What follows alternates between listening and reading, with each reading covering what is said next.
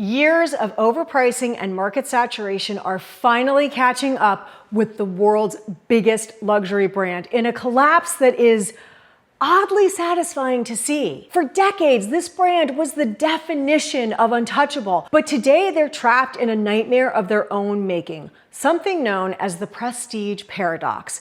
Emerging from their worst quarter in history, their stock plunged by 26% in the first quarter of 2026 alone. That's $105 billion wiped out in market value, and it erased nearly $50 billion from the CEO's personal fortune in just months. But this isn't just about the numbers. When a major celebrity came on board with an epic new launch, it was supposed to mark a new direction and a seismic shift in the luxury market. Instead, it ended up leaving fans kinda dumbfounded. That's why in this video, we're getting into what a financial loss of this magnitude means for the future of luxury and why celebrity stunt drops are more off-brand than on point. And if you're new here, I'm Sam Ross, agency owner and creative director. And I gotta tell you, I grew up in New York City at a time when fashion luxury houses were revered for craftsmanship and heritage. They were special. And I don't know about you, but I remember when owning a bag from the brand we're talking about today actually meant something. But now it seems like every other person and literally their dog has one. And that's why today we are putting Louis Vuitton through my 5-pillar authority audit. And by the end of this video, I'm giving them a final grade that might just explain why the era of the mega brand could be over. Now, before we break this down, let me fill you in on the prestige paradox. It's a very simple concept. You cannot be ultra premium and mass market at the same time. Eventually, the gap closes and you have brand dilution, which is exactly what we're seeing happen with Louis Vuitton right now. Okay, so let's get into it. The first pillar in the audit is founder market fit. This measures a brand's right to win. Is what the person or brand putting out there a good fit for their target audience? And do they even have the authority or the right to command the category? In Louis Vuitton's case, it's the alignment between the person entrusted to steward the legacy of the brand, the CEO, and the target market of LV. The decline that we're witnessing is the result of a decades-long strategy led by that very person, Bernard Arnault, also known as the wolf in Cashmere. Arnault has built an empire on the idea that luxury can be scaled infinitely, but his obsession with absolute market dominance has transformed Louis Vuitton into a global conglomerate that prioritizes quarterly growth over everything else. And in order to achieve growth at this level, it seems like the plan is to put a bag in the hands of practically every person on the planet. And yet, the marketing still shows us images of hand-stitched leather and old-world ateliers, but people are not dumb. They understand the reality is much more mass-produced than bespoke artisan. Still, prices have climbed into the thousands. But you can't just charge more for bigger profits. When you hike the price of a canvas bag by 20% without changing a single stitch, that is not luxury. That's testing the limits of your audience's patience. And on top of that, by chasing the everyman, Arnault has fundamentally alienated their core audience, the high-end consumer. They trade long-term desirability for short-term volume, and they're leaving the brand without its most vital advocates. By prioritizing Arnault's infinite scale model, they've hit a structural ceiling. The brand has become too big to be perceived as special, and the pricing has become too aggressive to be sustainable. So for pillar number 1, founder market fit, I'm giving Louis Vuitton 1 bottleneck. The second pillar in our audit measures product innovation. Now, in my agency, we look at whether a brand is actually adding value to the market or just making a cash grab before we decide if we're going to move forward with them. Because true innovation really should be about crafting products and experiences that improve people's lives on whatever level. At Louis Vuitton, it feels like innovation has been replaced by logo inflation. And I mean, look, the logo has always been the hero of the brand, and they were really the first to create that instant recognition and desirability with theirs. But now, instead of breakthroughs in material or craft, we get the same monogram-coated canvas reworked in different colors or collaborations that require PR stunts to create a sense of value. Then came the Pharrell era, and with it, the millionaire Speedy bag, which confused product innovation with Stunt branding. In 2023, Pharrell was appointed as the men's creative director for Louis Vuitton, and he was the primary creative force behind the Millionaire Speedy.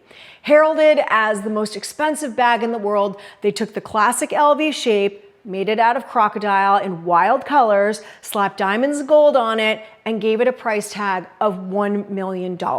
And this forced level of prestige highlights three critical issues. First is public perception. The Millionaire Speedy was widely seen as a marketing stunt that prioritized loud luxury at a time when the world's most sophisticated consumers are moving towards substance and quiet luxury. Then you have brand dilution versus elevation. Analysts argue that putting such a high price tag on a mass-produced silhouette signals a desperate attempt to manufacture exclusivity through a price tag rather than real scarcity. And finally, you've got the Pharrell effect. While Pharrell's strategy created massive hype and immediate sales, it treated luxury more like streetwear drops, trading the timeless authority of a heritage house for the fleeting attention of a viral moment. Compare this to Hermes, the undisputed king of luxury goods, who has held on to their true brand identity and integrity because they remain a privately owned family business, much like Prada, but not without a fight. In 2010, the wolf in Cashmere attempted a hostile takeover of Hermes in his quest for luxury world domination. But to protect their heritage, the Hermes family united to form a private holding company that locked away enough shares to block Arnault. While LV chases volume, Hermes hard caps their production growth at 7% a year, refusing to meet market demand. While LV uses mass assembly lines, Hermes uses single artisan workshop. One individual, just one, crafts the entire bag, the same one from start to finish. And while LV targets the aspirational middle class, who are really the first to stop spending in a recession, Hermes targets the ultra wealthy who are effectively recession proof. They also refuse to sell in department stores or outlets, keeping the velvet rope feeling intact, while LV turns theirs into a turnstile. At the end of the day, a celebrity and $1 million price tag are not product innovation. And that's why for pillar number 2, product innovation, Louis Vuitton gets one bottleneck. That brings us to pillar number 3 in the audit, the substance test. This pillar looks at the integrity of the foundation and its ability to survive without a famous face pumping oxygen into it. Louis Vuitton is without question a brand bigger than any one individual. It's going to survive the departure of Pharrell or Arnault or any other figurehead. But when a brand becomes dependent on the celebrity creative director, the substance starts to crack. You begin to see a shift from brand equity to borrowed equity. And you have to ask, what are people actually buying at this point? Is it the item? Is it the logo? Is it perceived access to a celebrity lifestyle? If the brand's identity becomes synonymous with the person of the moment, it loses its ability to lead the category. And the danger isn't that LV will disappear. It's not going anywhere. It's that it will become a shell brand, a hollowed out vessel that only feels full when a celebrity's standing inside of it. And that constant need for celebrity oxygen suggests their own inner light is dimming. Now, they're not at that point yet, and I personally don't think they need so much star power to fuel the brand, so I can't in good conscience say there's a bottleneck here. So for pillar number 3, the substance test, Louis Vuitton gets 0 bottlenecks. Okay, so that's 2 bottlenecks so far with just 2 pillars left to go. Let's see what grade the luxury giant is going to pull down in the end. Pillar number 4 is the white coat test. It's the ultimate technical audit to see if the brand holds up under professional and peer scrutiny. So let's look under the hood and strip away the marketing, the celebrity, and the lighting to look at the product through a clinical lens and ask, if a master craftsman put this under the microscope, would it pass the test? If we apply the white coat test to Louis Vuitton's most iconic and high volume products, the results are sobering. Is it a luxury good or a high priced illusion?